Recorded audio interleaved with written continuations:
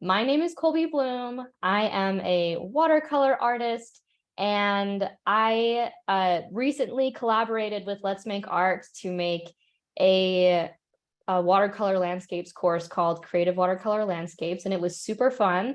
And as part of that initiative, Let's Make Art does this really cool thing where we all do this big, giant free painting workshop where we're all painting the same thing. And then we send our painting to somebody who could really use a little bit of happy mail right now. So in the weeks leading up to this workshop, there was a nomination form. There were so many people nominating their friends and family for who might, need just a little bit of art pick me up in their mailbox. And I wish that we could send it to every person who was nominated. Today, we are sending it to a brand new mother whose little baby is in the NICU right now and is lined up for surgeries. And there's, this new mother could use some happy mail. And so we're going to send her some happy mail. And so the way that this is going to work is we have already recorded the video of me painting the landscape that we're going to paint. I am going to narrate it while the recording is going on live, so I can pause if there are like big questions. And I'm going to be looking at the chat periodically also so that I can see all of the questions that are happening. So if you have a question about the watercolor workshop or anything for me, just make sure to drop it in the chat, and I'll try to answer as many of the questions as I can. And then at the end of the tutorial, the little workshop of the painting, at the end, I'm going to give you the name and the address of the recipient. And then I can also stay for a few minutes and answer some questions and talk through some things if that's what you would like. And somebody just asked, is there going to be a replay? Yes, there will be a replay. So even if you're watching it live, if you have to hop off during, or if you would like to watch it again, there will be a replay. I am recording this meeting, and the folks over at Let's Make Art will post it on their YouTube channel. I will probably also send around a recording to the people on this email list if you joined via the Eventbrite link, just so that you have access to that as well. So there will be a replay, and yeah, it's going to be a lot of fun. So I think that's about all the housekeeping things. Oh, one last thing. I just want to say this at the beginning, and then I'm going to say this again at the end because it's really, really, really exciting news. So one of the reasons that I'm here with Let's Make Art is because we collaborated to make the course Creative Watercolor Landscapes. And one of the questions that came about during that was, what if we want the course and not the box? Because what if we have the supplies already? And at the time, at the time of launch, it was kind of a package deal. You had to get the course and the box, but this time around, we have done some online magic, and the course is available as a digital version only. So that's a really exciting thing. That's not what this is about. I promise this isn't like a big sales pitch. This really is a free workshop, but I did want to let you know in case that was one thing you were wondering about, specifically with that course that I've done with them. So, okay. Let's get started. Before we start painting, I'm going to show you what I'm using today. And then I'm going to screen share the recording that I have of the little painting that we're going to do. So if you have the Let's Make Art box that I did with them, or I'm using the supplies that I have in that box, but if not, I will show you exactly the paint that I'm using. So first up, we have little tubes of paint. And it's important that for this very specific technique that we're using paint tubes. If you don't have paint tubes, that's okay. You will still be able to paint something beautiful and exciting, and that will all be fine. But if you want to know exactly what I'm using, we have 3 colors by Daniel Smith. So first is Rose of Ultramarine, which is kind of like a violet color. Rose of Ultramarine is really cool because it has, it's a granulating paint. So it has, it's violet, but it has like blue specks that kind of show through when it dries. we have quinacridone gold from Daniel Smith, and we have opera pink from Daniel Smith. So again, I'm using Daniel Smith, Rose of Ultramarine, quinacridone gold, and opera pink.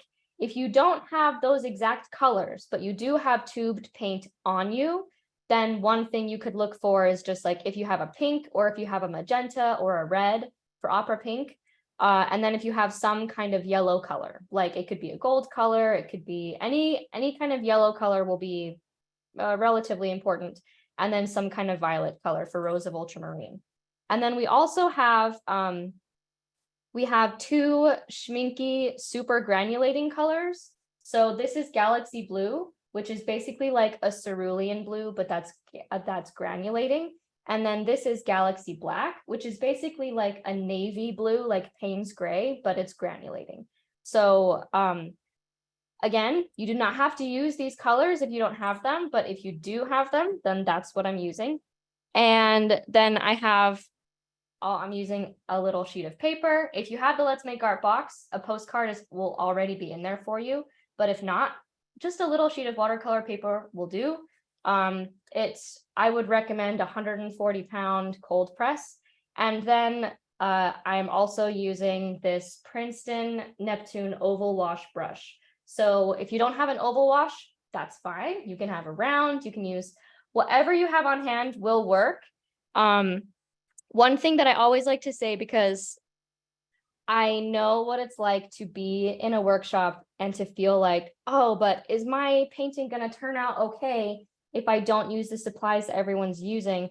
And I want you to know, even if you're using the exact supplies I'm using, even if you're like copying me exactly, your painting is going to turn out different. And that's the magical part. That's what's so fun about watercolor and art, is that you are making something that is completely unique. And so it doesn't matter, even if you were using exactly the supplies that I'm using, your painting is going to be your painting. So it's one of the biggest mindset blocks to get over, which is like, oh, if I don't have the supplies I need, I can't paint what I'm trying to do. And that's not true. You can use whatever supplies you have and have so much fun. And hopefully, as we go through to the tutorial, it will give you some ideas and help you learn. So, and that brings me to the second thing, which is if you start following the tutorial and you realize that, oh, I don't know, like you're getting frustrated or you're not understanding, obviously ask a question and I will, I'll look in the chat and make sure that I can answer your questions. But also remember that you don't have to follow exactly what I'm doing. The most important thing that you've done today is to show up for your creativity. And if that means deviating from what I'm doing, throwing out what you started with and trying something new, maybe starting with what I do and then, kind of building on that and just doing your own thing, I highly encourage that because I think that's what's fun about painting. So, okay, that was a lot of like prep and talking about everything before we get started. So I think now we should start the tutorial. So I'm going to share my screen so that you can see this recording that we have. Oh, let me start it over. Okay. Okay, so here's the recording. And remember, I'm going to open the chat. If you have any questions, please feel free to drop them in the chat and I will try to answer your questions as they come. And I'm going to push play and just kind of narrate this as the recording goes along. All right. Okay. So to get started, pull out your piece of paper and just put it on your desk, get out your tubes of paint. And we are going to, right from the beginning, start this painting a little differently from the way that I usually start it. Instead of putting paint on your palette, we are going to put paint directly on this piece of paper. This is not a technique that I came up with by myself. I've seen lots of people use it and I was itching to explore. And so that's one of the reasons why I chose to do this for this tutorial. So I grabbed Galaxy Blue and I'm like just barely pushing down on the tube so that I can get a little bit of paint. So I did galaxy blue with like scattered so that you can see there's some white spaces, and then quinacridone gold. So the blue and the yellow is what I started with. I do not want too much paint because I don't want it, because a little bit of watercolor paint goes a long way. So after after I put the paint down on the paper, I grabbed my paintbrush and a lot of water, and I'm just stroking the paintbrush directly under the paint. So this is a landscape, and where we're painting underneath is the lake, okay?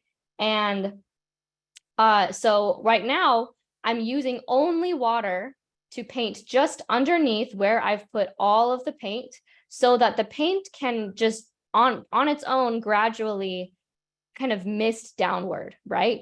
And because I used both quinacridone gold and galaxy blue, it has turned into kind of this green color. I'm still not putting any paint in the lake. I'm just using water. And one of the reasons that I'm doing that is because I want to have that nice watercolory effect, right? Where you get that nice luminosity. So this is just the base for the lake that I'm starting with. And after I put down that first layer of the lake, I grabbed galaxy blue and galaxy black, which is like a navy blue color, like a Payne's gray color. And I put them right along where the other paint was going. And I'm doing the exact same thing just on the top. So I have the base for the lake, and now I'm creating the base for the trees. So as you do this, it's not going to be smooth necessarily, right? It's not just going to magically go up exactly where you want it. You might have to manually move the paint a little bit. And that's kind of what I'm doing right now with the lake. So I'm trying to figure out how to say this. I think I'm going to pause this for just a second, and I'm going to go back and show you again what I was doing here, right? So right here, I had used my paintbrush to glide with just water, like lots of water, all the way across the top to kind of lay the base for the trees that are going to go on top of the lake, right? But then I noticed that there was a lot of gloopy paint, a lot of gloopy blue paint. And so I decided to kind of move it around and to add a little bit more texture to the lake. And I'm using a zigzag motion, as you can see. I use zigzag motions all the time because I think they're a really natural kind of organic stroke that you can do. And one thing I'm paying very close attention to is I don't want to cover the entire lake with blue. I want to leave behind pockets of light space, especially in that bottom corner, like right along the bottom of the lake. I want to leave behind some of that glowing, luminous texture. So that's another reason why I often use zigzags. So I took care of a lot of that gloopy paint that was still up there. And now I'm turning my focus to the top again. And right now I want to lay like a background layer for this line of misty trees that's going to go on top of the lake. So I'm getting my space wet. So the lake is like the bottom third, right? And then the sky and the trees are the top 2/3. I'm getting my space wet, and then I'm using my paintbrush to just push the paint up into the sky area, into the sky area. And the paint there is the galaxy black, which again is like a Payne's gray, but it's granulating, and the galaxy blue. So we get this kind of like misty effect for on top of the lake. And then I'm going back in with just a little bit more of the blue. And you'll notice all of the paint I'm using is the paint that I initially put down right in the middle. And I'm just adding more zigzags, trying to, activate whatever paint is there so that this first layer looks like where the lake is this really luminous, blended version, like it's green and blue and yellow with some white space shining through. And then the top 2/3 is just a bunch of like dark blue mist coming up and just kind of blending in naturally. So I'm going to pause here for just a second and I'm going to stop the share for just a second so that I can answer if there were any questions along the way. I did see somebody ask, what if we are working from watercolor pans? So if you are working from watercolor pans and you don't have tubes and you're trying to do this effect, then basically what you would do is, instead of, like, you can't, it's really difficult to work up watercolor pans to the consistency of watercolor tubes. And so what I would do is I would get the lake wet first. Like, I would only get the bottom. Let's see if I can use this as an example. I would only get like the bottom third wet with clean water. And then I would add those colors in those zigzag strokes.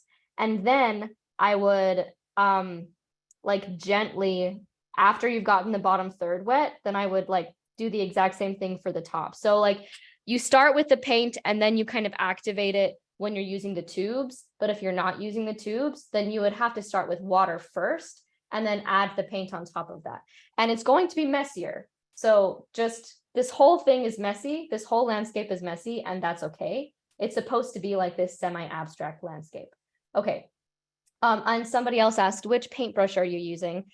This is a Princeton Neptune oval wash 1/2 inch. You do not have to use that one. If you don't have one of those, I would pick up a round, like a large round brush if you have it. Okay, I'm going to go back to screen sharing now so that we can go back to the tutorial. And okay, I'm going to try using watercolor inks instead of tubes. That could be fun. Yeah. Mine is super dark. Is that okay? That's okay if it's super dark. Everything's okay. It's all going to be okay. All right, I'm going to go back to the tutorial, sharing my screen. Okay, so I have this first layer down, right? I have this first layer down where we have the lake, and then we have the top 2/3, which is the sky and the trees. And right now, we want there to be lots of white space if possible.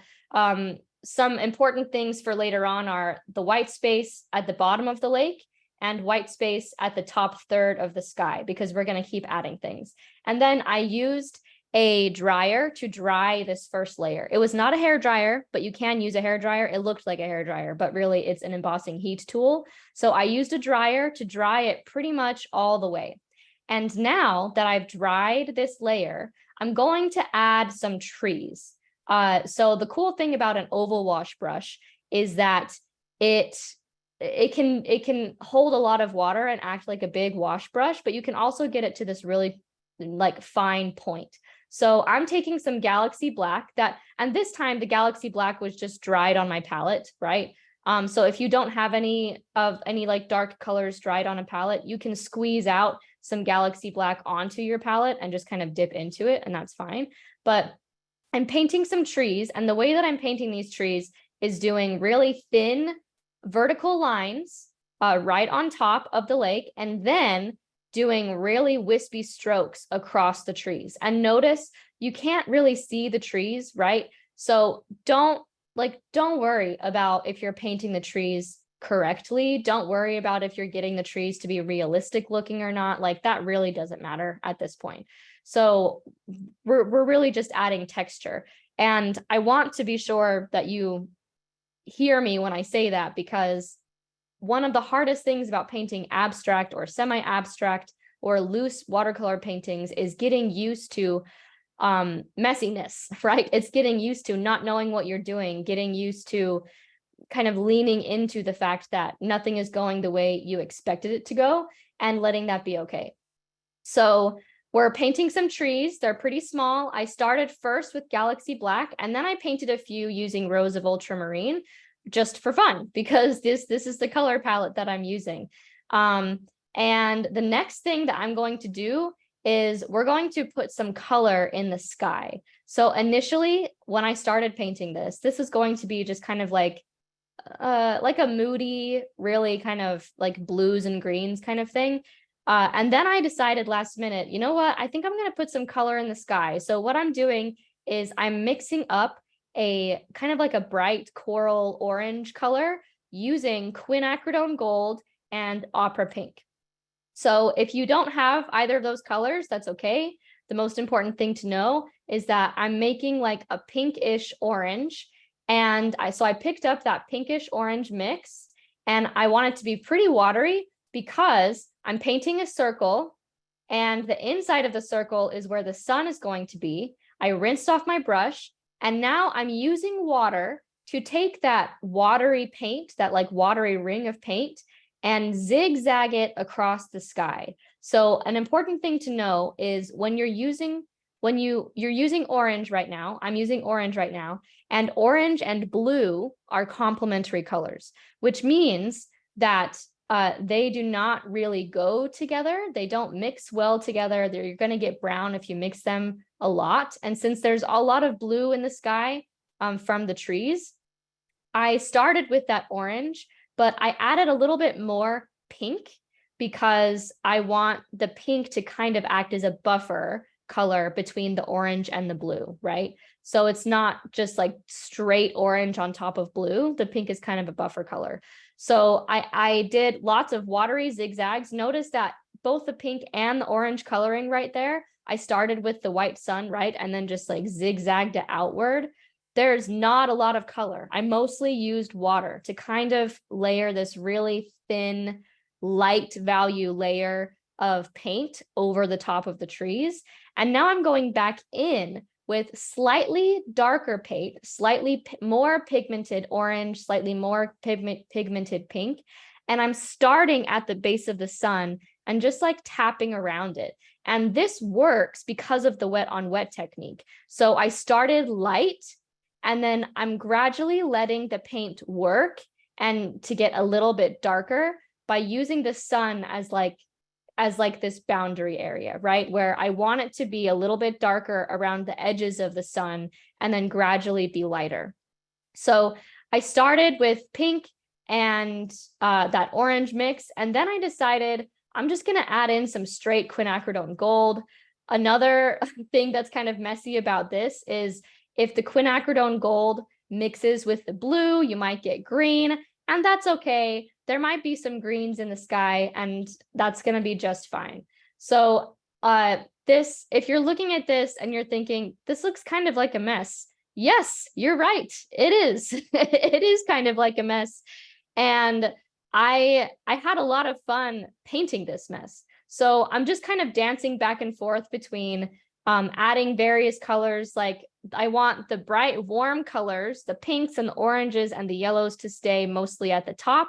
And so I'm just kind of painting around the sun to give the sun like that kind of like dark burnt edge almost around the sun. The center of the sun is going to stay white, but I want like a burnt edge around like the wet sky that's around the sun. And so that's why I'm like going back and forth and painting some of that.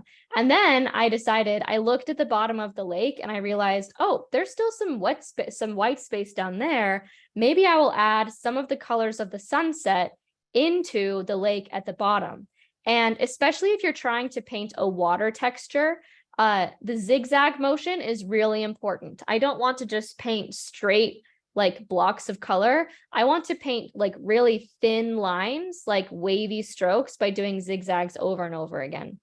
So I put just a little bit of pink down at the bottom and I called it good. It was a really quick, this one was a really quick tutorial, kind of messy. Like I said, it's supposed to be like this semi-abstract landscape, and with just little hints of pink toward the bottom that kind of reflect this pink orange sky we have toward the top. And then we had lots of misty blues in the background with just a little bit of trees just along the shore of the lake. So like really when you're looking at it, it's like a whole bunch of colors all blended together. But it was one of the most fun of all of the projects that I painted for Creative Watercolor Landscapes. This one was one of the most fun because it only took like, I don't know I think you can see the timing here. It only took me less than 12 minutes to paint. And it was a really fun way to see lots of colors blend together. And I had fun. It was like a way for me to wind down after a lot of days of filming. So that's the tutorial. Like, that's it. If you want to keep going with yours, keep going. But just to kind of sum it up while we're still screen sharing here, we started out with, maybe I'll just like do a greatest hits thing, right? We started out by using our tubes to put down blue and then yellow, right? Straight from the tube, just a little bit.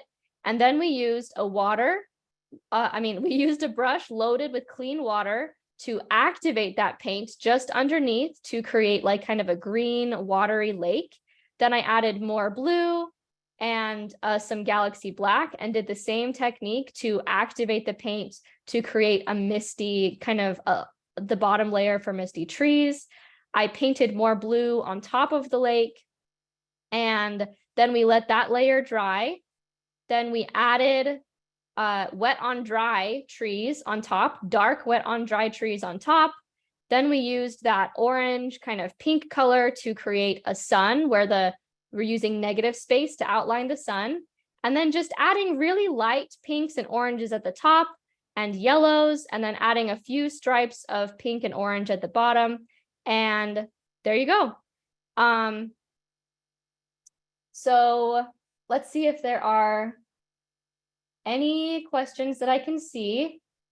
This was so much fun. Yay, I'm so glad. In the end, do you still have beads of paint at the horizon? Sometimes, yeah, I didn't actually activate all of the paint, and that's okay. If you have some of that texture still waiting there, that's okay.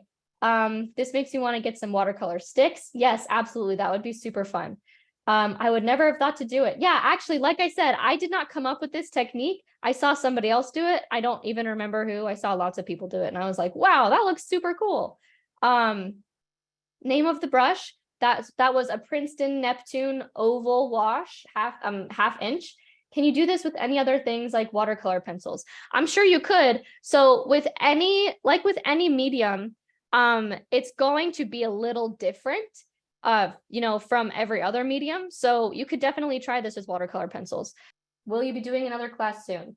So I'm not going to be, I don't know when the next time I'm going to do like a big free live class like this will be, but there are lots of free resources. I have lots of stuff on YouTube. Let's Make Art has lots of stuff on YouTube. And if you are interested in knowing when the next free like live workshop or just general workshop like this will be, make sure you hop on my email list. Make sure you hop on Let's Make Art's email list, because they do Let's Make Art Matter workshops like this with other artists as well. And you can find my email list if you go to my website. So let me just see if I can. I should have had all these links just like ready to go for anybody who really wanted them. But if you go to my email list, my supplies guide. Okay, so this is a link to. I have a free supplies guide with lots of supplies I like to use. And if I just posted it in the chat, and you'll join my email list, and then you can download my supplies guide as well. And if you want to join Let's Make Art's email list, if you go to letsmakeart.com and scroll down to the very bottom, then you can join their email list and you can find out about all of their events. So, okay, yeah, I think that's about all I have to say. You guys are the best. Thanks so much for joining me today. And be on the lookout for the replay if you weren't able to make it for the whole thing.